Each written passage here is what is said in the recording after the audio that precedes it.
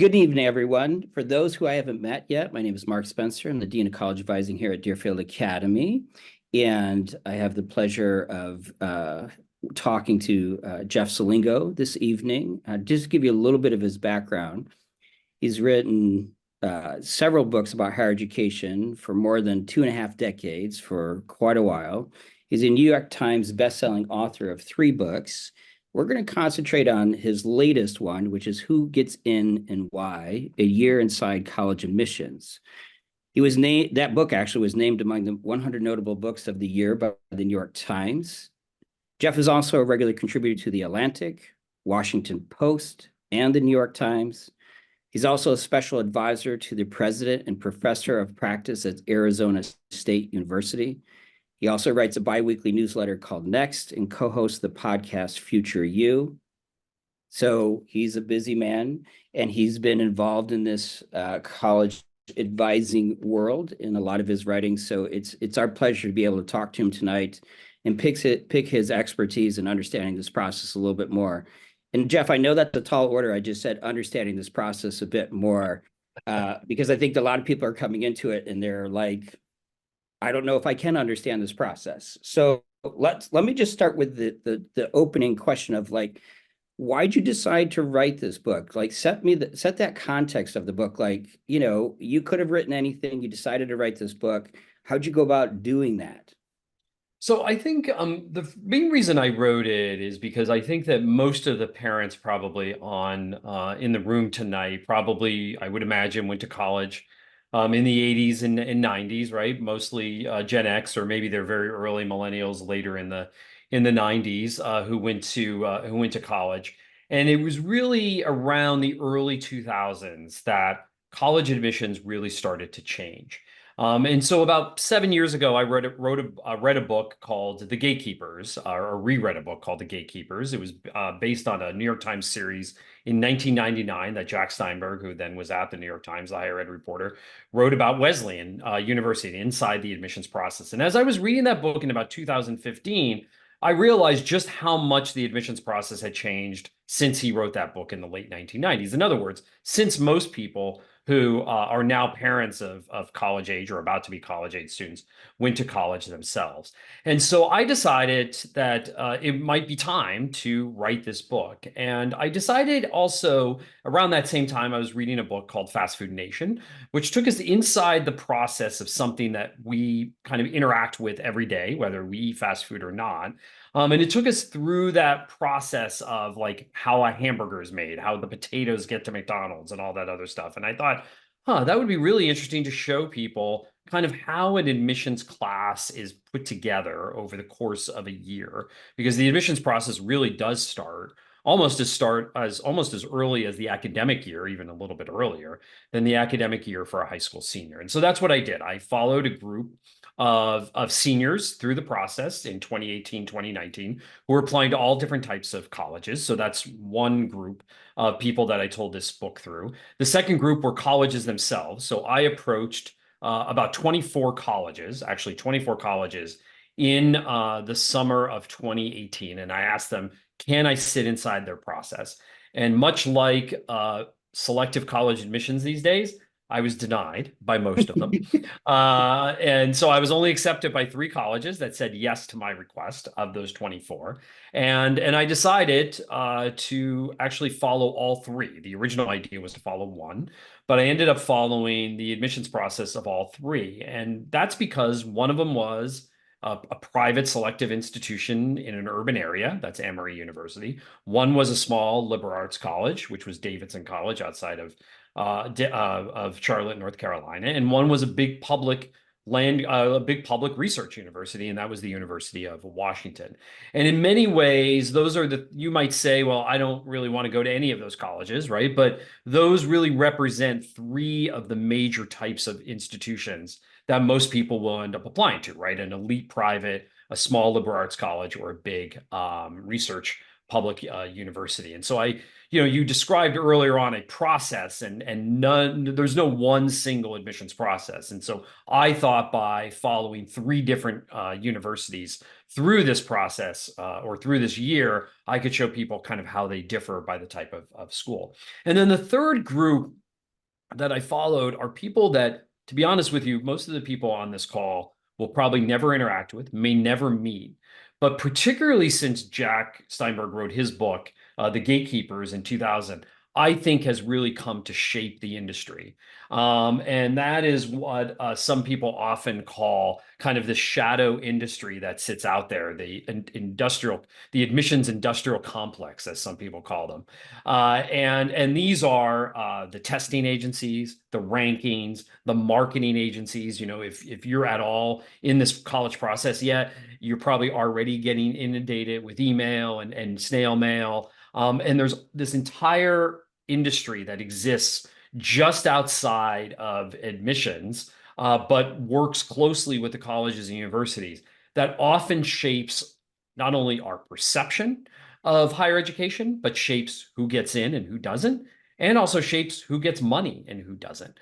That is an entire industry, multi-billion-dollar industry that sits on the backside of this, that I wanted to give people a little bit of insight. So it's those three narratives that are tied together that I follow over the course of a year for this book. Believe it or not, I know I probably look much younger than this statement's going to let on, but back in 1993, it was my first year in college admissions. And one of the changes I saw happening throughout the 90s was rankings, which is something you were just talking about, as one of these shadow industries. And honestly, a lot of times when we talk to parents, and I've been saying this for a long time, and when I was admissions officer even before this, like every 4 years when you're looking at it, it's like parents would say, they're never going to get into their alma mater. Like I even tell students, like your sibling might have got in 4 years ago. The industry will change in those 4 years. So I wonder, with the research that you've done, and you've done a lot of work on higher education, the future of higher education, I just wonder, what are the two or three most significant changes? Maybe you just were talking about some of those in your opening there, but I wonder what two or three changes you would highlight that you think have really occurred in the admissions industry in the last, let's go with the last 15 years or so. Well, one of them is just the volume of applications that have come. And I think that's the big difference between even as late as the 80s and early 90s, where college admissions, and I think it's really hard for us to remember that far back for those of us in the room, but college admissions was largely a regional business, and in some cases a local business. But even among the very elite colleges and universities, yes, the Ivies and the Ivy Pluses had students from all over the world and all over the country. But for the most part, if you look at their student bodies, even up through the 1980s and their enrollment and where they came from, it was still kind of a kind of a coastal elite thing. It was really, again, with the Ivies, it was more kind of East Coast and Northeast in particular. And what started to happen in the 1990s, and then it really took off in the early 2000s, is that those selective colleges, not only the Ivy and Ivy Plus, but then institutions right below them at that time in the rankings. So places like the University of Southern California, Duke, Emory, University of Chicago, those places were even more regional back in the 80s, and they all became nationalized. And why did they become nationalized? Because what ended up happening was that, well, first of all, you had the rise of the rankings, you had the Common App that went on the internet, so people started to find out about these other colleges. The internet in general started to spread information much more easily than snail mail did back then. And then the ease of communications and travel really changed our perception of distance, right? So if you went to school in the 1980s, as my sister did, I remember when she went away to college, and she didn't even go that far, but she would have to call us, at night after like 10 o'clock from a payphone in the hallway of her dorm, because that's when long distance rates went down, right? So this idea that you would go to you would live in Boston and go to school in California. You felt like you were going halfway around the world at that point because we didn't have devices now in our that we have in our pockets where you could FaceTime your kids and text your kids constantly to know what was going on. We didn't have discount airlines where you could literally just come home for the weekend, no matter where you went. And so as those things started to change, our perception of distance changed. And so how did that change admissions? So what ended up happening was there were these schools that were now these national brands, the Ivy, Ivy Plus, but also these other places I mentioned like USC and Northwestern and Emory and a few others. And so the top students in Boston or the top students in Miami or Atlanta is probably a better example. So Atlanta students who probably would have gone just to Emory in the 1980s now started to apply to the same set of schools, and those included schools in Boston and LA and Seattle. And so did top students everywhere. And so what ended up happening was not only did the number of apps rise at these top schools, but the number of top students applying to those institutions started to rise. And that is the biggest difference today compared to 20 or 30 years ago. And so let me just end with this statistic, Mark, because I think it's pretty illustrative of what we're talking about here. So if you take the most selective colleges in this country, we're talking about maybe about 40 or 50 that accept under 20% of their students today. Back in the early 2000s, they maybe got about 300,000 to 400,000 applications in a typical year. They now get 3 times overall the number of applications, right? So they're getting closer, much closer, well over 1 million, closing in on some years on 2 million applications compared to what they were getting in the 1980s. And this is the most important fact, they haven't increased the size of their classes. So you have a lot more students applying for essentially, at the margins, they've increased a little bit for essentially the same number of seats. So that is a statistic that I'm sure a lot of parents are hearing. They might be starting to feel a little bit anxious. I'm going to let you know that through this time of talking with Jeff, we're going to come up with some ideas and things for you to think about to make it less anxious. So hang on. We'll get there. But one of the things that you refer in the book is that this admissions process is one of the most mysterious, misunderstood, and debated aspects of American higher education. And maybe its most important function. I think I'd like to know, like, why is it so misunderstood and mysterious? Like, what's going on? What are colleges doing or not doing, I guess, to, fill this idea of mysteriousness? Because I think one of the things when I'm talking to a student as a college advisor, like when it's the UK, like they're more transparent, Jeff. Like they will give me a sense of They like, basically tell you what you need to get in. Yeah. Correct. But here in the States, this is one of the things everybody here, I'm sure, is on this webinar is trying to figure out this thing. So why do you think it's that way? And why do we differ so much than some of our counterparts in other countries? So I think part of it is we struggle to define what we mean by merit, right? We talk about higher education as a meritocracy, that it's the system it's this fair system, which I don't think it is.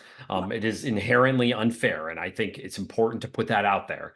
And I bet you, I don't know how many people, I think we have like 50 something, 60 something people tonight. If we were in person and I went around the room and I would say, what do you think admissions should be based on? And I bet you some people would say test scores, and some people would say activities, and some people would say GPA, and some people say, well, GPA only in STEM fields, and some people would say GPA in humanities. We have not come to a full agreement on what we mean by merit. And colleges and universities haven't really come to this full agreement. And so you will hear colleges and universities talk about holistic admissions or holistic review, that admissions should not be based solely on a single test or a single GPA, and that we're going to look at the full student. So we're going to look at how they write. We're going to look at their activities. We're going to look at recommendations. We're going to look at all of those both kind of really quantitative factors that you could put into a test score or GPA, but also these kind of more fuzzy factors, as some people might call them, about whether you're going to contribute to this college or university when you get there. And as a result, I can't tell you, nor can any admissions dean at any college, what it really takes to get in. They could describe generally, take, a college going, curriculum in high school, get, take these types of courses, try to get A's or close to A's in all of them. They could tell you kind of what the test range is for their test scores. They could tell you to take a variety of activities and things like that, but it's pretty ambiguous. In fact, it's very ambiguous for most parents and students. And I think that some parents and students will say, well, can you just give us a number, right? Can you just tell us exactly what you want? And I think then they'll give you a number, and that may not be the number you want to hear. And so they'll say, okay, I kind of like holistic admissions, right? Because it gives me a shot of getting into those places. So I think we have a really hard time just understanding and dealing with what we mean by merit. And the reason why colleges like this is because it gives them a chance to shape a class the way they want to shape a class. And I think what is most important, probably, that I learned in writing my book is that colleges have priorities, that they may want students from all 50 states. They may want more engineering majors from North Dakota. They want a balance between men and women. They want a balance between geographic diversity, racial and ethnic diversity. Some colleges, many colleges, in fact, need full pay students or close to full pay students. They need athletes to fill their teams. They need debate, people for their debate team. They need people for their orchestra. So they have all of these requirements that are fulfilled by the admissions office. And so there's these demands. And so you may not fit exactly what they need in a particular period of time. That doesn't mean that you're not qualified. It just means that you don't have what they need at that particular time. And so I think it's really important, especially as we talk about admissions rates. So if a college has a 25% acceptance rate, you might have a 0% chance of getting in because they have way too many students like you. Or you might have a 90% chance of getting in because they really need a student like you. And I think that is inherently unfair. I get that. And that's why it's important to know that it's about their priorities. And the more you go into this process knowing that it is about their priorities and fulfilling those priorities in the admissions process, the more sane I think you could remain during this process. So one of the things that I'm hearing is that you're absolutely right. I've been doing this a long time, and colleges always use the phrase holistic, which I think sometimes is a reason or maybe a way that they just say we do what we need to do, as you're saying, to make our class, and holistic is just a great word for that. But I want to help the parents here a little bit and to help them understand how not to conflate merit with achievement. Yep. So I wonder if you could help us by explaining what you mean to the degree that it's possible. To be honest, I understand what you just said. It's probably not totally possible because we can't say to parents, do A, right? Do this summer activity and you'll get into X college. That there's no direct line. Well, and Mark, I hear so often, and you probably hear too, but my kid has worked so hard to get that A in calculus, or they work so hard to become captain of this team, right? There is these achievements we kind of mark off on the way to college. And really what the college is looking for is that whole of the student, right? And in fact, Christoph Gutentag, who's the dean of admissions at Duke, I recently interviewed him for a piece that I did for New York Magazine. And I think he described it in a way that I think really kind of captures this. And he said, as I'm reading an application, I'm not kind of tallying up points. I am getting a picture of a student kind of above my head, right? It's floating above my head as I start to read the recommendations, as I look at right? So he's not sitting there literally, oh, they took these courses, they got these grades, check, right? They took these 5, extracurricular activities, check, right? They're not doing that. They're trying to develop a picture of a student. And I know that that's really frustrating. Trust me, if I'm a parent or student on the other side, could you just tell me what they want? I know that's what parents and students want. To be honest with you, they kind of know what they want, but they know it when they see it. Yeah. And I think that's the frustrating part for parents and students. And so if you're sitting here tonight, not hope all no, hope is not lost. Trust me, right? There are, people get into these places all the time. But if you sit here and you're trying to figure out, well, what do I need to do to get into Duke? Or what do I need to get into Yale? Or what do I need to do to get into Colgate? That's the mistake I think too many parents and students make when they're starting this process. My feeling is, first of all, do what makes you happy and satisfies you. Take those courses that challenge you and do those activities that you enjoy and challenge you, right? As you're adding all that up, that will be what one of the colleges that you apply to, if you have a balanced list, will want at the end of the day. Somebody will want that. And probably if you make a balanced list, multiple colleges will want that. Will every college? Probably not. If you're applying to mostly selective colleges. But I think the more that you sit there and turn this into a game of trying to get into a very specific college and trying to figure out what that person on the other side of the desk who's reading your application wants, the more I think you're going to be disappointed in the outcome. But more than that, disappointed in how you spent these 4 terrific years of school. One of the things that you also wrote about was the anxiety behind getting into a brand name school. And look, for our population and the kids coming to any big time boarding school in the Northeast, this is they see Deerfield, they see these institutions as college preparatory. And I'm going to be a little biased and say it's not college wide span preparation. There's a little bit of a narrow band. And one of the things is you talk about is this fundamental principle believed by students and parents in these kind of high schools that it matters where you go to college. And one of the things that you say, and I would love for you to reflect a little bit more on your belief that it actually, in terms of what one does at college, is actually more important than where one goes to college. And I think that'll help a little bit because I would always say kids need to be authentic in this process, which goes along with what you're saying. Like, don't try to figure out exactly like I need to do this to get into college, but just be authentic.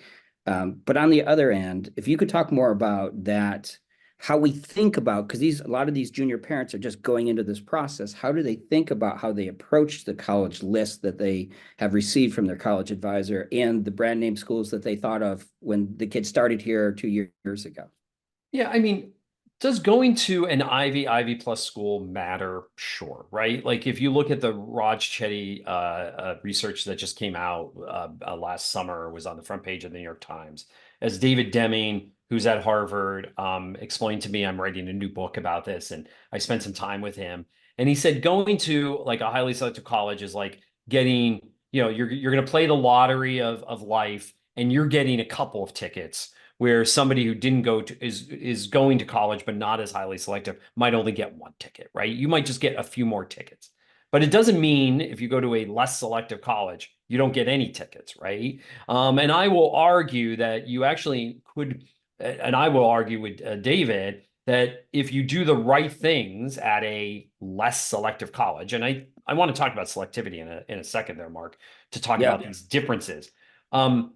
You still have very good chances of kind of ending up in these elite jobs by doing the right activities in college. And first of all, a lot of this is about access to the most elite jobs. Like, doesn't matter where you go if you want to work, in banking on Wall Street, at big consulting firms, at big law firms. I will also argue that it matters where you go to law school for something like that. It does matter. The elite schools, the Ivy Plus still matters in those places, but that's a very small slice of American jobs. And it's a very small slice of American higher education. The other thing about selectivity that I think is important to remember is that at the Ivy and Ivy Plus now, when we talk about selectivity, they now accept fewer than 5. Most years, they're accepting fewer than 5% of students. That is like playing the lottery, by the way. Back again, going back to the 80s and 90s, even the Ivies were accepting closer to 20% back then, right? Still hard, but not as hard it is today. So it doesn't mean that I don't think you should try to apply to those places, but if you put all your eggs in that basket, your chances of success are going to be pretty low. And what we're talking about is a level of institution that might accept 20%, 25%, 30%. These are still incredibly good schools that are highly ranked. I will tell you that I got my start in higher education working on the US News and World Report rankings. And when you look, is there a difference between a school ranked in the top 10 and a school at 100 and 125? Sure. But is there that much of a difference between ranking in the top 10, top 20, top 30, 40, 50? The differences between these schools are pretty narrow. And where you could actually kind of leapfrog over those top schools is by what you do when you get to college. In other words, the courses you take, the activities you participate in, the internships that you get. Now, going to a highly selective college, you might have a little bit easier path, I understand, getting some of these internships. But I am talking to a bunch of different employers, including big employers like McKinsey and others, that are hiring now at a wider swath of schools. And in fact, this is one thing that the pandemic changed because of virtual hiring and things like that. It's a much easier now for many of these firms to get and to reach students at a wider swath of schools. There's a little bit more work probably at these slightly less selective schools, but it's not as impossible as I think some people think it is. And that is the message that I really want to get out tonight in particular. And that, to be honest with you, I'm trying to get out in my new book. Not to say don't, apply to these dream schools, but in many cases, they are dreams. And it's hard. It's hard to get into some of these places. And there is a wider group of institutions that have just as good outcomes. If you look at salaries, have just as good outcomes when it comes to jobs. And I would also argue that your kind of upbringing and your parent networks and going to a place like Deerfield also matters in terms of these outcomes after college as well. And so, rather than look narrowly like this, I would really want to encourage people to perhaps open that aperture of the lens a little bit. I want to dig a little bit directly, maybe this is in the weeds, but really hear about the differences that you learned from Davidson, Emory, and UW about their processes.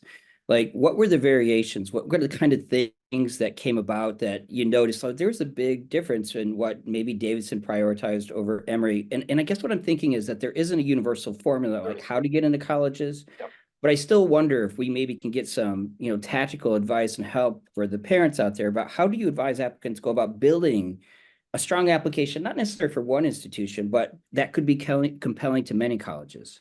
Okay, so I will talk then about their similarities, but I want to say one thing in that students might apply to 10, 12, 14 schools, however many they're going to apply to. You can kind of compile your application materials as a whole, but it's really important to think about each application individually because each school is different and they're looking for different things. And especially when you're putting together, whether it's supplemental statements or things like that, you want to make sure that you're thinking about that school in particular as you're doing that. But where are there similarities in terms of what they're looking for? I mean, the number one thing that these selective institutions, so the year I was there, all of these places have become more selective, by the way. The year I was there, Emory, I think, accepted about maybe 15 to 20% of their applicants. Davidson was around 25%. The University of Washington was around 40%, I think 41%. Again, all of them have become more selective.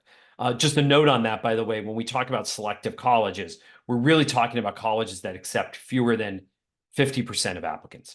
And there are only about 200 colleges in the US that do that, except fewer than 50% of applicants. So most colleges in the US, because there are thousands of colleges, and there are about 1,400 four-year colleges that have over 1,000 students, Most of those accept more than 50% of students. So we're really talking about a group of 200 here. And by the way, a lot of those 200 are more like the University of Washington, accepting 30, 35, 40% of students. So again, not impossible. It's not like a Yale, a Duke, where it's under 5%. But what are they looking for, Mark? I mean, number one, they're looking at your high school transcript. Your high school transcript counts more than anything at any of these places. And they're looking for two things on that transcript. They're looking for the courses you took and the grades you got in those courses. And as I tell people, if we're all lined up on a starting line, that transcript and the finish line is getting into that school, that transcript will get you essentially halfway to the finish line. It counts for that much in this process. And in fact, if they open up your transcript and you're just not close, it basically negates the rest of the application. I just never saw in the time that I spent in this process that a poor transcript can make up, anything else in the application can make up for a poor transcript. They're largely looking at, sophomore, junior year, senior, whatever they have of it. Emory, for example, does not even really look at freshman year at all. Many colleges don't because they see it as a transition into high school. They're looking at the context of your high school. What are the courses that you had available to you? So they know this. They either know the high school so well, as they probably know a Deerfield and they know your curriculum, or they have a high school profile that they get with the application. And they could see, okay, here's what's available. Here's what the student took. They know the student can't take every single course offered in the high school, but they want to see that you challenged yourself. And in challenging yourself, that you also got good grades. It's just a fact of life at these places. They have so many applicants. They really want to have both, best of both worlds, right? Challenging courses and high grades in those courses. They also look for students, though, who tried out new things, right? So if a STEM student leaned a little bit heavy into the humanities, they like that because they like students who are fully developed or more developed in across the curriculum, and again, leaning into that. So that's the number one criteria. Then after that, they're really looking at trying to get a full view of the student, and that's where they're going to lean into the recommendations, the essays, and the extracurricular activities. Those three things kind of almost are all even. I never saw an essay, extracurricular activities, or recommendations knock somebody out. But I will tell you, I have seen, and I report this in the book, a student essentially ranked, very top of the class, perfect score on the SAT, and basically does nothing else, and kind of a bland essay, totally reject it, right? Because it just shows you that the transcript matters, but it's only going to get you about halfway there. And then finally, at the very end of the process, the last thing are kind of these things that you can't control: geography, school, gender, race and ethnicity. They can't use that anymore because of the Supreme Court decision last year. Full pay, legacy, a child of an employee, like all those factors. When they are at the very end of the process and they're trying to decide between a couple of kids, say this one is in and this one isn't in, those are the factors that determine that. And the other thing is yield. In other words, do we think if we accept Mark, he's going to come? Davidson used to have as they were going through their admissions process, they had something called LTE, likelihood to enroll. And if they felt you showed a great interest in Davidson, that came through, by the way, your essay, because there was a why Davidson essay, which is a very popular essay topic for a lot of colleges. Things like that, again, didn't get you, all the way to the finish line. But if you were so close, it's those types of things that would put you over the finish line. I'm going to pick up on that. First, I really love how you said that students should think about each application individually. I think that's so important. I think kids are starting to think that it might work if they apply to 30 schools versus 10. It's sort of the shotgun approach kind of idea.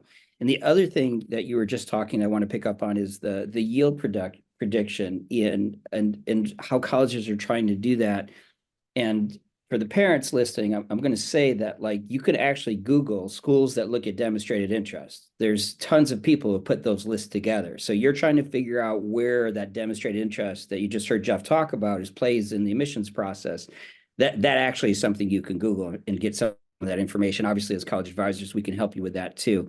But I think the other thing, and you mentioned this in your book as well, is that one of the things that's really contributed to this, I don't know, insanity maybe of the admissions process has been early decision and how colleges use early decision. It's like if I do a talk on early decision, it takes a while because I have to mention ED, ED1, ED2. I would say there's a rolling early decision at some colleges.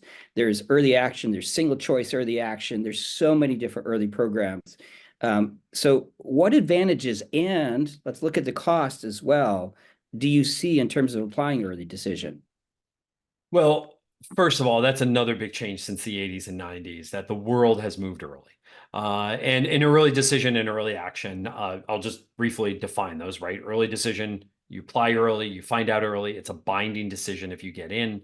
Early action, you apply early, you find out early. It's not binding. The reason why college is like that is it allows them to try to yield that student much earlier. Students like it because they have a decision in hand. And the world now is moving in that direction. In fact, I think it was this year that the Common App had almost as many applications filed before November 1, which is the typical early decision, early action deadline, as they did in late December for the typical January 1 decision. And so early is, especially at these highly selective colleges, is becoming a strategy to get in. And why is that? Because in the last approximately 12 years, basically since the Great Recession, so maybe a little bit longer, 12 to 14 years, colleges leaned into early decision during the Great Recession and they never pulled back. And because colleges further downstream in the rankings were starting to lose students they would have gotten otherwise, because those students were now getting in early, they started to move into early decision. And what does that mean when I say lean into early decision? It means that 50, and you can find this out, by the way, by colleges report these figures. That means maybe 50, 60%, like that many of the class is being admitted in early decision 1 or 2. Early decision 2 is a second round of early decision. That means that part of the class is spoken for. And now you might say, well, that means there's still 40 to 50% of the class left, right? But remember, they're getting way many more applicants in regular decision. So your chances of getting in early are a little bit greater. They're not as great as they used to be because there's more applications now in early than there used to be. And the other thing about early is that's when they usually take most of the athletes. There's a number of other special programs that they take early as well. And so many of the athletes and others are filling those spots in early decision. So if you're an unattached, if you're not attached in any way, in that way, it may be a little bit more difficult for you to get in early. The other trend that I'm seeing recently is with early action is when you think about the definition of early action, it means you're applying early, you want an early action on your application. And what's happening is that many of the schools that have added early action in recent years, they take some of the applicants, they reject some, but not many, and then they defer most of them to regular decision. And what is frustrating about that is you're probably saying, well, I applied to early action because I want a decision. Yes or no? And what they're telling you is, we haven't made a decision. We're going to put you now back in. We're going to put you into the regular admissions pool. And I think that's incredibly frustrating to parents and students because you applied early because you wanted an early answer, and a deferral is not an answer. And they're doing that because, again, what they want to know is, how interested are you? This goes back to, Mark, what you said about demonstrated interest. If you're deferred in early action and you really want to go to that place, you're going to show interest. And then they're going to know, oh, Mark is really interested in coming here. We'll accept him because now the likelihood of us yielding him is much greater. And that yield number is not often talked about. We often talk about acceptances. That yield number matters so much to those people on the other side of the desk. Why is that? Because the higher the yield number, yield meaning the number of students who are accepted who then accept the offer. The higher that number, the fewer the applicants they have to accept. It makes them look more selective. But if that yield number is low, and those yield numbers have been dropping drastically, I pointed out, for example, in my New York Magazine piece, back in the 1990s, places like Duke and George Washington and Yeshiva and a couple of other places, they had similar yield rates. Duke now yields rates is about 60%. So 60% of the students who get accepted to Duke say yes to Duke. But GW and some of these other places, they're down to near 20, 25%. When you're down at that low, to fill your class, you have to accept more students. And again, colleges don't want to do that because they want to look more selective. You said about 3 or 4 things I want to follow up on. So I have to like get my brain organized and maybe just ask one at a time. So if this comes out as a bit gibberish, Jeff, just throw it back problem. at me. I'm a little bit gibberish sometimes. Mark, you don't make any sense. But one of the things I want to let the audience know to pick up on what he just said, and this has been a trend that I've been seeing, and it is about colleges chasing yield. So I just want to emphasize that point. So I've been in Deerfield for 11 years, and in that time, I'm seeing more and more of these early action schools change their notification date from mid-December, which in the past would allow students to apply early and apply ED someplace, by the way. You can do ED and EA, depends on the institution's policy, but normally you can. And in the past, 10 years ago, you would find out that decision and then you could craft your list and not have to apply to as many schools. But like Michigan is a great example of this, where they've taken their notification date and they shove it now till like February. And the other thing that I've seen over the last few years with the deferrals is that now you have to opt into the deferral. Like in my day and age, when I made admissions decisions, I just deferred kids, and every kid I would look at again. And now you just have to opt in. So that just sort of accentuates that point that you're making around how, colleges are chasing yield. And another question I've been wanting to ask you is about rankings, because you feel like, to me, like the perfect person to ask, because you actually used to work for the US News. And, and I said, when I started this in 93, it was in its infancy. Like, I think it came out in 87 or 88. Like, the rankings weren't really a thing when I was looking at colleges in the 80s, but they're a big thing now. So every year these rankings come out, and I think they often cause frustration on our end, because I literally will get students who might say to me, well, I got to go to this school because it's ranked number 5 and this one is ranked number 25. And you've talked a little bit about that, and in a little bit like, well, if it's 525, maybe there isn't a difference, but maybe between 5 and 100 there is. But I just wonder how parents and students can really think about rankings, because I think they're going to. So I wonder what advice you have from working on them, from being an insider, about where their use is, but where it's dangerous to rely too much on them. Yeah. So first of all, think about the methodology. So let's just use US News, right? Because they are kind of the granddaddy of them all. Let's think about the methodology for a second. 20% of, which is the biggest percentage of all of the factors that go into US News and World Report, is a peer assessment score from a survey that they send out to admissions deans and presidents. Which, by the way, used to get a very high response rate, now gets a very low response rate, somewhere in the 20s or 30%. I don't even think they announce anymore what the response rate on that is. So that's saying 20% of their score is what a college president or a college admissions dean thinks about those schools. Now, think about that for a minute.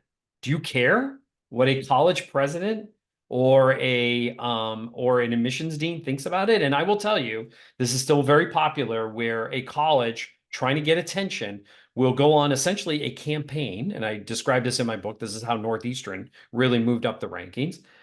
They hired the former president there, hired a bunch of old political hands who used to run political campaigns to essentially try to persuade other presidents that Northeastern was better, and their peer assessment scores went up as a result. And that was the one thing that they could move in terms of the rankings. So I think the first way to use the rankings is to look at the methodology and say, how much do we care about those things? Where I think the rankings are useful are in 2 ways.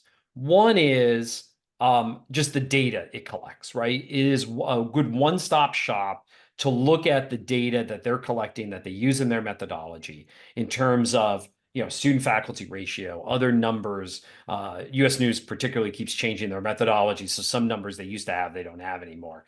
But you could at least look at across institutions. That's the first way, is a good one-stop shop.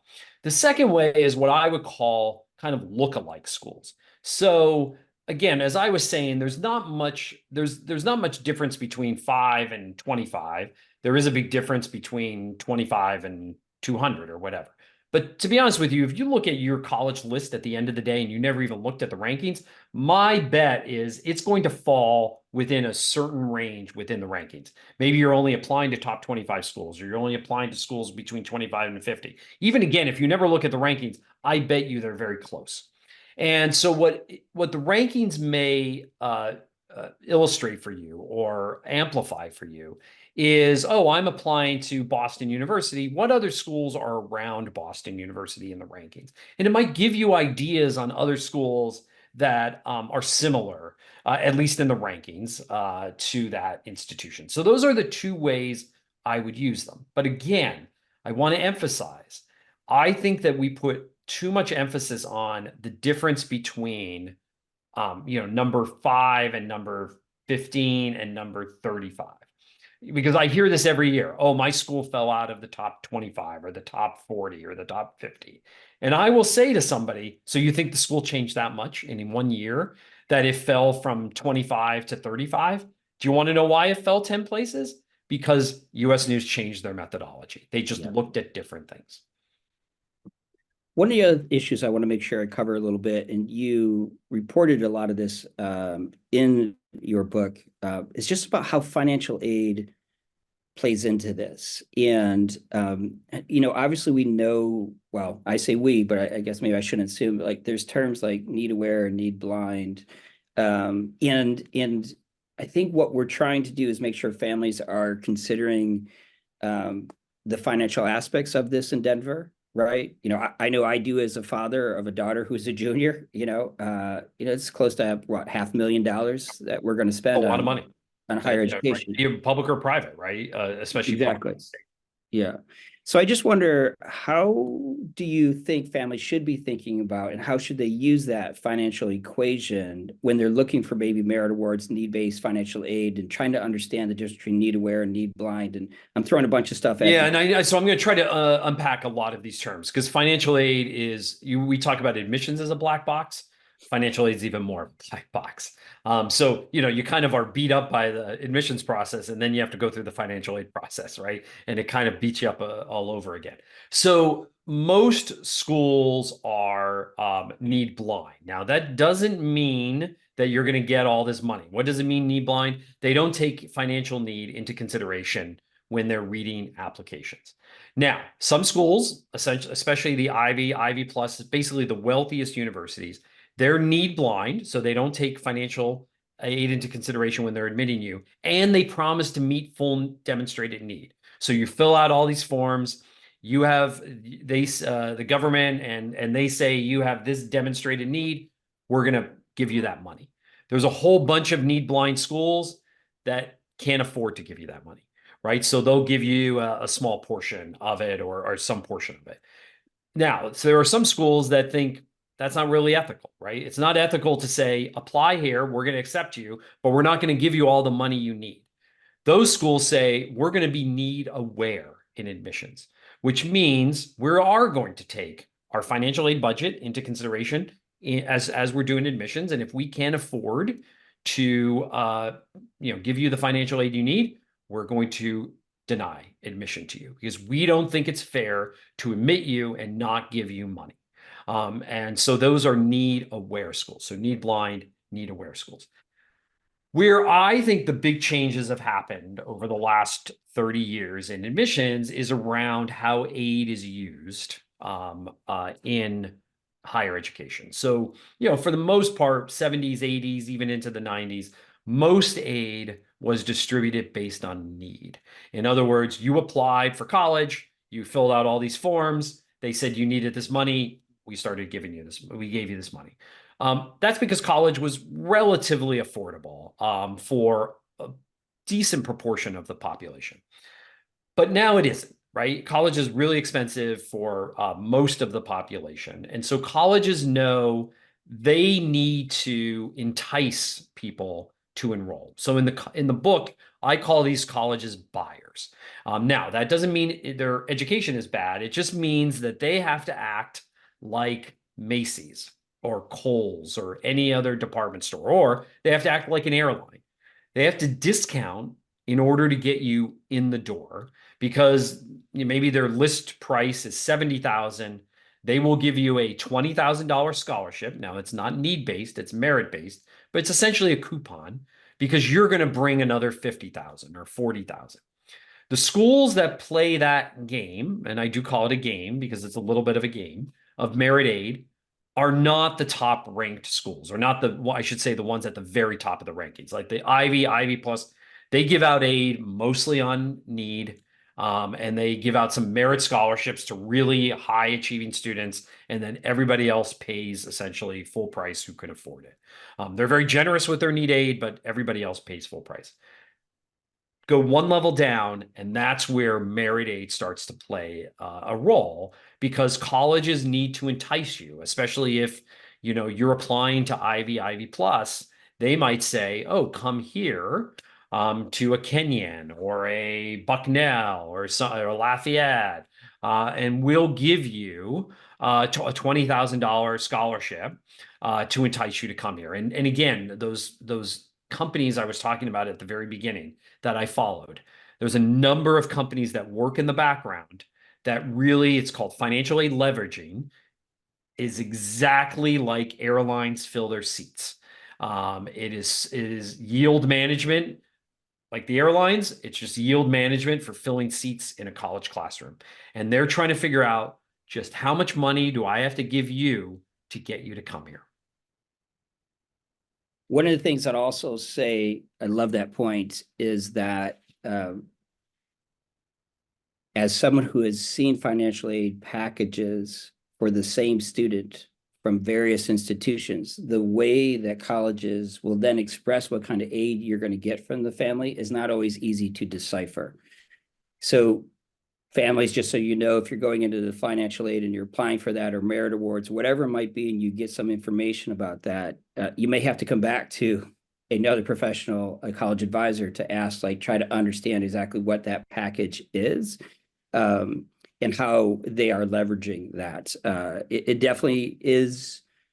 It is a game. It is a complex process. So I appreciate. And it's part of, and I want to say, Mark, that it is part of the fit of a college. And I think that's really important for families to discuss early on. We tend to often talk about academic fit in a college. We tend to talk about social fit, and we don't tend to talk about financial fit until the very end.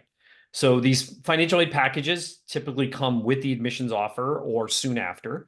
And so you've applied, you've gotten in, you've fallen in love with the place, and then they tell you how much it's going to cost. It really is one of the only big products in life. It's like going to a restaurant and ordering food and you have no idea how much it's going to cost, or booking a hotel room in New York City and having no idea how much it costs until you show up, right? It really is kind of backwards, but it is what it is, right? And so I think knowing kind of what you want to pay up front, and you now could kind of find this out. There's all these every college is required to have a net price calculator. Some are better than others, but they will give you a rough estimate of how much it will cost you. And I think taking all of this into consideration is important. There is nothing wrong, and I'm seeing this increasingly with students saying, you know what, there's a couple of places that are an academic fit. This one is giving me 25,000. This other one isn't giving me anything. This other one's giving me 10,000. There is nothing wrong with kind of taking the money and making this a more affordable endeavor. And I think that's important for families to remember as they're going through this admissions process. Jeff, we use the word fit. I love the word fit all the time in college counseling. And I'm just wondering if you have any insight or advice that you could give, families on how to help them, find that fit. What are good questions to ask? I think you've done a lot of really good work about thinking about education as a way to think about how we might make ourselves useful in the future and how we interact with our future selves in terms of what we're trying to do. Like college should be preparing us for that future. And maybe colleges are doing a good job of it, maybe they aren't. But when kids are looking for the fit, what are some of those kind of questions? Because I think this is a big thing for Yeah. students. They think fit is a ranking, they fit is something. And I love how you just added the financial picture to fit. Like that is something they should be looking at. Are there other things that students can do and families can do to help uncover this fit category? So there's a wide array, and let's start right at the beginning. When you're making a list, forget about the names of colleges. What's the kind of college you want to go to? Remember, I started out this talk by talking about the University of Washington, big public research university in a city. Davidson College, small liberal arts college, a little bit more rural, but outside of Charlotte, North Carolina, right? I think, and then in a big urban research university in Emory. What is the type of institution you want to go to? Do you want to go far from home? Do you want to be in a rural area? I just visited with you all in Deerfield, right? Like, is that the type of, you've been now in that environment? Is that the type of environment you want? Or do you want bigger? Do you want more urban? Do you want suburban? Do you want a big research university where you're going to have a lot of graduate students? Or do you want something that is largely focused on undergraduates where the professors teaching you are going to be focused on you? These are the type of decisions that you should make and first before you start to put names on a list, because sometimes I see lists and they range from like small little liberal arts colleges to big public universities. They're all over the place. And I know that they're just going for the name rather than what they really want. And I always encourage people, just go to visit a bunch of different campuses. You may never want to go there, but just to get a feel for what a small liberal arts college is like, what a big public is like. Most people live within a radius of all these different types of colleges. Go visit them, walk around campus, get a feel for that. You could do that pretty early on. Then once you do that, then I think you could start putting names to your list. Then what are you looking for? I think that we get enamored with name brands. I think we get enamored when we go on these tours and we see, really nice residence halls and great dining facilities and beautiful libraries and the grounds are gorgeous. But I want to know things like, okay, what is the retention rate for students like me in this major? So I'm going to be an engineering major, very difficult. How many of your students are retained from freshman year to sophomore year? Now, you might say, well, I'm going to Deerfield. My kid goes to Deerfield. Of course, they're going to, succeed in college and they're going to graduate in 3 or 4, in 4 years.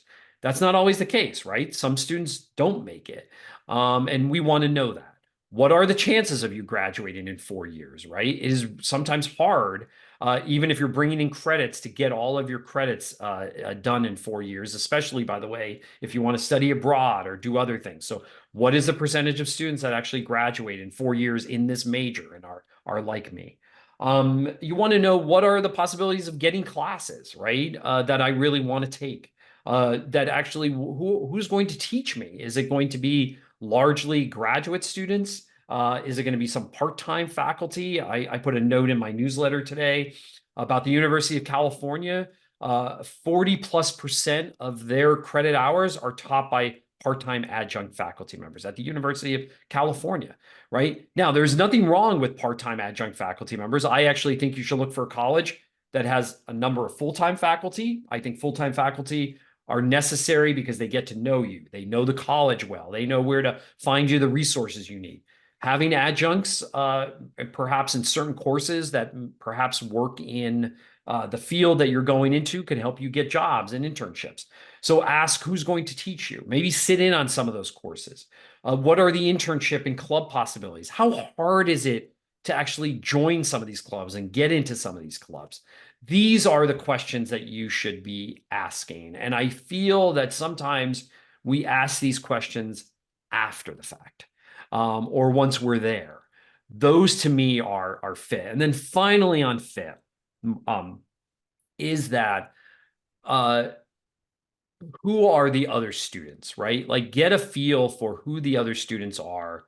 I think you could ask this on a tour. What do you like about this place? What don't you like about this place? You want to get a sense, are these students going to pull you along?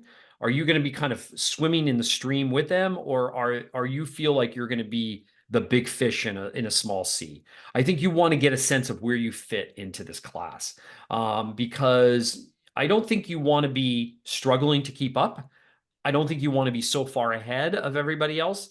I think you want to be with what you would consider your peer group. I got one last question for you, and then we'll turn it over to the Q&A and the audience questions. You began this talk by talking a little bit about merit and the definition of merit and probably the misconception of what we really do in college admissions maybe isn't really a meritocracy. And so partly what you were saying is that, look, so you as a student could work really hard. You could do some of the things you've talked about tonight in terms of as you were saying, when colleges are evaluating, they're looking at transcript and grades, and that's, as you were saying, taking the train gets you 40% of the way onto your destination or whatever. So I just wonder, as a sort of parting question from me, what helpful advice you have for applicants in order to mitigate the stress of this application process. And I say students and families, but there's a lot of this. We've talked about it. It's unknown, and it's not something you really can control. I think there are aspects of the application in terms of telling your story that you can control, but you can't control the decision, and it's hard to figure that out. And we've talked about that tonight. So I guess my last question is just that advice that you might have for students and their families on how to mitigate the stress of this application process. I think it really comes down to, Mark, in working with your counselor to come up with a balance list. I think this is what ends up in March, April. The students I see who are most stressed in March and April are disappointed in the choices that they have. It all goes back to that original list of institutions that they applied to. That the list, I will say, is a little bit over-indexed on reach schools. Everybody thinks they're going to be the one to win the Powerball. And at the end of the day, there's only one winner of the Powerball. And I get it, right? So that's why there are reach schools. And by definition, they're reach. I think what ends up happening is that most students kind of overestimate their abilities for those schools. And they have too many of them on their list. They put all of their love for those colleges on, love for those colleges. They don't really pay attention to the rest of their list. And then April comes, maybe they got into a reach school, maybe they didn't get in any. They have some really good choices, by the way, among the rest of their list, but they don't really love it because they didn't really get into it. Or they don't have enough of those choices because they over-indexed on them. I think a balance, working with your counselor, there's a lot of data out there that helps you make these decisions, and nothing's ever definite, right? So I understand you might say, well, I got into my reach, I didn't get into my foundational school or whatever. There's always going to be outliers in those decisions. But I think the more you have that list that's balanced, working with your counselor, the happier you're going to be and the less stressed you're going to be through this process. Thanks, Jeff. I just want to say about the college list too, if I may. So sometimes I feel like when we, being the college advisors, produce a college list, there's this sense of either shock or worry that we didn't maybe shoot high enough. So I just want to say, when a college advisor is building a list, what we're looking at is some of the stuff that Jeff mentioned about the fit question, right? Because what we've done by the time we've made a college list is talk to the student to find out, do they want to be in an urban environment? Do they want to study neuroscience or biomedical engineering? So we're producing a group of schools that are a good fit in some ways based on the characteristics the student has told us. Now, they may change their mind, and I love the idea of trying to see and push outside the boundaries a little bit. Like if you're in a city, look at the big public institution as well as a small private liberal arts college. Even if you think you're one way or the other, it's still a good idea to do that. So know that we are using that as fit, and it's not a judgment on your worthiness in terms of what category we might put a student in on a list, whether it's a reach school or a more likely school. What we're doing is giving you a bunch of schools that we think are a good fit from the information we've heard. And then obviously it's the students and families' job to research that list to figure out how the fit continues to fit them, if that makes sense, and change it if they need to change it, and continue to work with the college advisor and give them input on what they're thinking about that list so we can adjust the list and continue to help you refine it as you move through this process. And we say all the time about having a balanced list. So I think that's really important. I'm going to turn it over for a second to Melanie, who's been on our staff, who's been watching in the background and see if there are particular questions in the Q&A to ask Jeff. We do. We have some good questions. And everyone, if you'll indulge me, I have a question for Jeff first. First, Jeff, thanks. This has been fantastic. But I have a question that pertains to things that probably are before the college list. We hear a lot about, we don't use these terms, but in the common parlance, it's packaging students.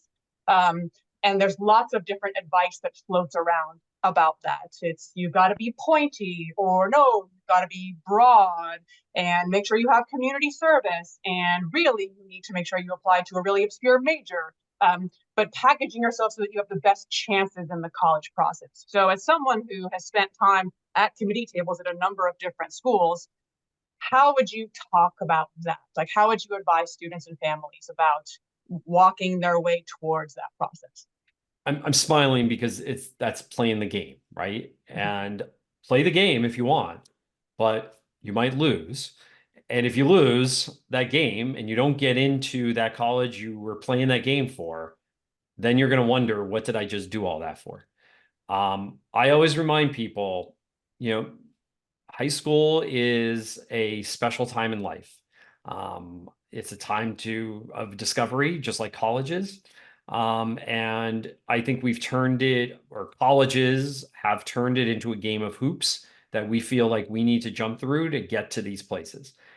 Again, you may want to play that game, and I'm not saying you shouldn't if that's really what you want, but you might be disappointed on the other side, and thus you will turn around, I think, when you graduate high school and say, what did I just do all that for? Because I didn't get it. Right. And so what do you do then? Right. So what do you do? And I think this is a question I get all the time. Like, what recommendations do you have for us? And it's hard to say, because we just talked about all these priorities. You're applying to 10 colleges. They have 10 different priorities in terms of what they want. They have 10 different applicant pools. There's a lot of similarities between the applicant pools, but they still have different applicant pools. So they have they're getting different, they have different needs, and they have different potential people to fulfill those needs. On top of that, they're building a community. So they want students who have been leaders and captains of their teams and their clubs, but they don't all want every captain there is, and they don't want every president of every club there is, because when they get to campus, somebody has to be the member, right? And somebody has to be the president, right? So they want people, and they also want people who aren't as defined. They want people who come to college and continue to grow. And so that's why I know it's frustrating if you're sitting out there tonight, you're like, Jeff, just give us the list of 10 things, right? I know that's what people want. And I will tell you, even after sitting in this process for a year and seeing these applications over and over again, I don't even sometimes know exactly what they want. I do know generally what they want, but down to the very specific list of 10 things or whatever you want, it's very hard to know. And that's why having this balanced list is important, because no matter what you do in high school, as long as you're kind of aiming for kind of this basic level of things, right? You're doing a certain number of activities, you got these great recommendations, you have a good set of courses and good grades. If you have a balanced list, there will be some colleges who want that, and there'll be some colleges who don't want it or don't need it. And at the end of the day, you apply to 10, you'll get accepted to 5 or something, again, if it's balanced in that way. Great, thank you. We have a question from an audience member that's related to your talk about the huge increase in volume of applications. Wondering about how colleges and universities may have adapted staffing volumes to deal with that, and then related, how much consideration in the application process is each student getting, especially when you're considering that interviews now are starting to fall by the wayside. Yeah. I will tell you that interviews never really mattered as much as we thought they did. They were largely a way to placate or to make alumni feel like they had a role in this. They would look at the interview. Emory, for example, did interviews. No, the other 2 schools I was with didn't do interviews. They would look at the interview notes, and there may be a red flag in a note that they would note, but again, it was something I think they did more for the alumni to make them feel connected to the school than anything. In some ways, helped the student probably more than in terms of getting information about the school, and again, can connect at the alumni. Staffing. Most of them have increased staffing a little bit, but not as much as they probably should have. Stu Schmiel, who's the dean of admissions at MIT, told me, we had a 20% increase in applications one year. We didn't have a 20% increase in staff. So what are they doing? They're moving more quickly through the applications. Another reason why they've added all of these different deadlines is to spread the applications out, right? They did early action to try to get more early applications. And it worked, by the way. So they spread that out a little bit. University of Washington, as do a lot of big public schools, hire part-time readers to read applications. So these are former admissions officers themselves. These might be graduate students. These might be retirees. They're trained and they hire and they read applications. And again, they move through the process faster. So it might be a couple of years ago, they were spending 12 minutes with an application. Now they might be spending 8 minutes with an application. They're just moving faster through the process. I will tell you, this is one place where I think AI will have an influence in admissions. I do not think it will be making decisions, but I think that to try to move more quickly, for example, I do know some elite schools that are trying to design systems right now around transcripts. We have 25,000 different high schools in the US. They all have different names for courses, different grading systems, things like that. Colleges try to flatten these out as much as possible so they can compare different schools. I think you're going to start to see AI really start to work through those transcripts to try to illustrate in some way what that transcript really is to an admissions reader so they can look more quickly. Again, it will still be a human looking at it, but I think there will be a lot more work on the back end to move more quickly through this. Another I think question. that's by the way, and I think that's a year or two away. I don't think that's like 5 years away. I think that's in the next. I think you're going to start to see experiments in this coming cycle, and any sophomores on this, I think we'll start using that within 2 years. So any other futuristic predictions, right? Like the families talking about how the cost of college isn't sustainable over the long term as these tuitions keep going up higher and higher. Population decline coming, free community college programs, like how much of this is going to change, and like what do you see? It won't change. I think where it's really going to change is the divide between the haves and have-nots is only going to grow, right? So there is a group of institutions, I will say today about 50.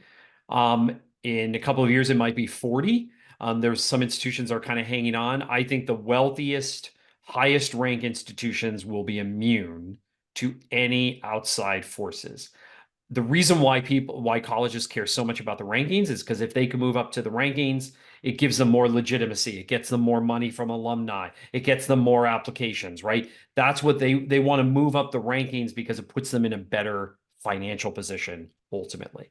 For everybody else, yes, the prices are unsustainable, which is why more schools will play this merit game where they give you a little money to try to get you to fill that seat, and then you still bring in a group, a selection of money, so they're still gaining some revenue. They might not gain as much revenue as they used to, but they still are getting some revenue. The list price, basically, at most schools, very few students pay the list price. That's how much tuition is discounted now. So at the very top schools, they do. There's still a substantial proportion of students who pay that price or families who pay that price. But at most schools now, most students are getting discounts.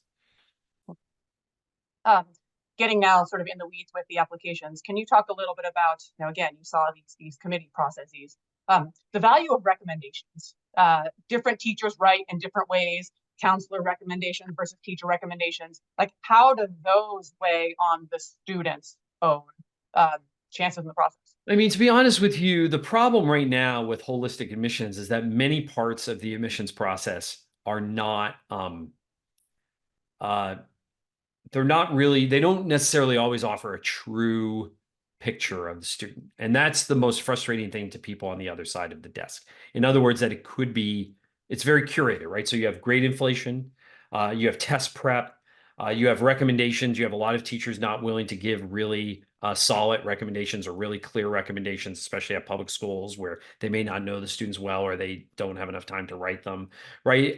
You have a lot of activities that people are just joining for their college application. It's really hard for college admissions officers to sometimes get an authentic picture of that student. I will tell you that that recommendations that come from independent schools, they're just better. Teachers spend more time on them, counselors spend more time on them. Counselors actually know the students, right? Think about a big public school where you might have one counselor for several hundred students. They may have talked to that senior once, if that. Where the counselors at Deerfield and other independent schools and other boarding schools, they just know the students better. That's going to help. It's just naturally going to help because the recommendations are just going to be better.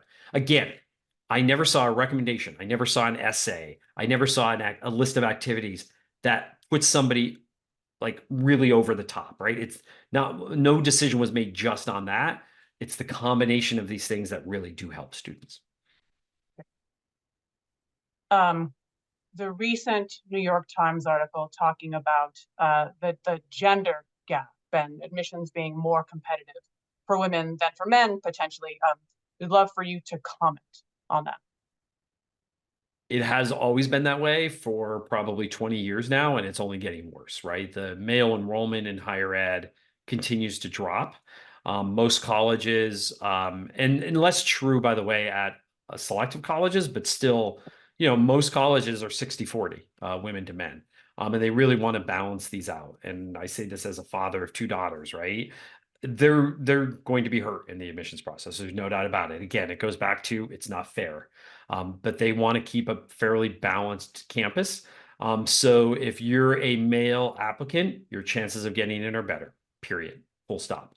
If you're a female applicant, you probably want to think about early decision a lot more. Your chances might be a little bit better in early decision. You might want to think about majors that if you're kind of deciding between majors, that where you might be more underrepresented.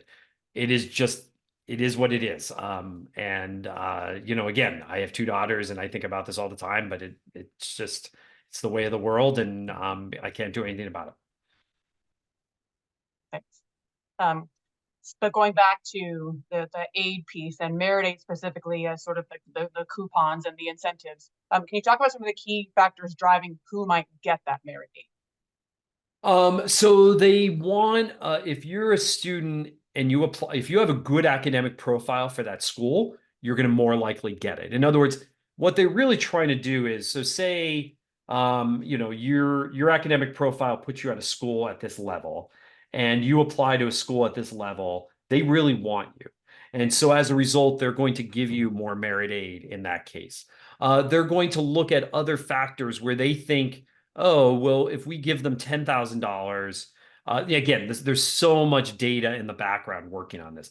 A lot of it has to do with SAT scores or ACT scores, GPA, zip code, high school. In some cases, there might be 10 or 15 factors going into these algorithms that tell the college, if you give this student $4,500, $5,500, $10,500, 15,000. I mean, some of these numbers, by the way, are really big. They're more likely to come. Those are the factors that go into this. But you're more likely to get merit aid. Again, I hate using the rankings, but the further down you go the rankings and the higher your academic profile, the more likely you're going to get aid because they want students like you. Why is that? You're more likely to be retained. You're more likely to graduate. You're going to bring probably some money to the table, and you're just going to make the campus, better because of your academic profile. So you're just going to be more desirable as a result. Last question before I hand back off to Mark is in two parts. The first is, when's your next book available? And the second is, I guess, to wrap up, what advice do you have to give us as parents to push back on the game? So next book comes out next fall, not this fall, not fall of 24, but fall of 25. So August, September. We haven't set a date yet. I'm still finishing it, by the way. So that's the first thing I have to do. Um, this is hard, right? It's hard to give this advice. It's hard to give this advice as a parent. Um, Try not to play it, right? That's what I keep telling people, right? Like, know who you are as a family, know what you put boundaries around it. Like, I am really impressed. I'm interviewing families for this article, and they said, this is how much we're going to pay for college because we want to save money for graduate school. We want to give money so our student could go and work wherever they want to work and not have to worry about how much they're making, right? And they have just said, we're going to set these boundaries. And not only around money, but set boundaries around everything, right? We're not going to join 10 different clubs. We're not going to take every most difficult course there is and drive ourselves crazy and really hurt our mental health, by the way, in the process. We're not going to exhaust ourselves getting to college, right? I understand that is really hard because as parents, we want to try to give our kids everything that they've gotten. They've gone to this great place in Deerfield, and we want to say we made it, right? We did it, right? We went to Deerfield, and now we got into name the next great school. Um, I don't know. I mean, I think that the happiness and trying to push back against this achievement culture is in the long run going to be healthier. I know that is so much easier said than done, and I get that. But I think setting up parameters early on and trying to say these are our maybe not parameters, but more guardrails early on, I think, and kind of really putting those in writing, talking as a family and agreeing to them, so that when these tough choices come along later on, you say, this is what we said. It doesn't mean they're not changeable, but this is what we said. Is this still true? So helpful. Thank, We thanks, appreciate Melanie. you. That reminds me of a piece of advice I got. I'm just going to hopefully help answer this question a little bit too. But like one of the things that I feel is good about this process is when you're setting those parameters, think about maybe having a conversation about college like once a week with your child.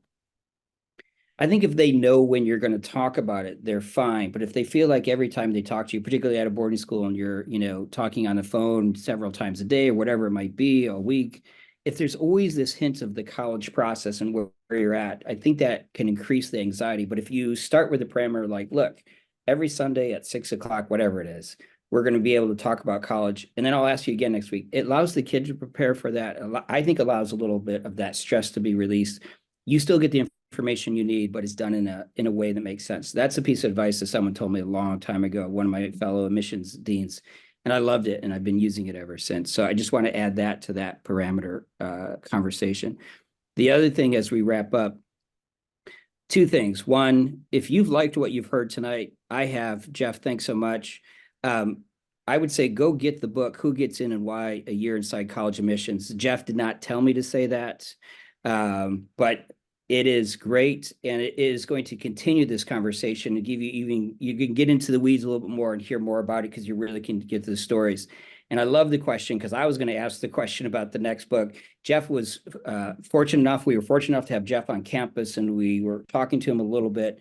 So, Jeff, I'm wondering if we just end with just a little bit of teaser of what your next book is going to be about, because I think it's another book that's going to be really relevant and helpful in this field that is so mysterious, as we said before. So it's going to talk, the first half of the book is going to talk about kind of these larger changes in admissions and why we need to open up the aperture on our search. So the first half of the book is going to try to persuade people that this is advisable. The second half of the book is the question I get all the time. Okay, once we open up that aperture, what are we looking for? And what makes a good college? And I will talk about the elements. It's not going to be a laundry list. It's not going to be a long list of ingredients, but what are the types of things that you should be looking for in a college? I will name names. I will give you some guidance. I'm not going to do a set of rankings, but I will give you some guidance in doing that. And just repeat, that's coming out in fall of 2025? Fall of 2025. Yep. All right. September 2025. Okay. We'll all be looking for it. Jeff, thanks so much for your time this evening, for being a partner in this process and helping families navigate, which is hopefully in part going to also be a fun process and a learning process about their child as they move through it, and hopefully one of growth and as well. And we thank you for your time. It's really, really appreciate it here at Deerfield. It was great to be here, and good luck, everybody. Have a good weekend. Thank you. Bye-bye. Signing off. Bye, everybody. Thanks again for being here.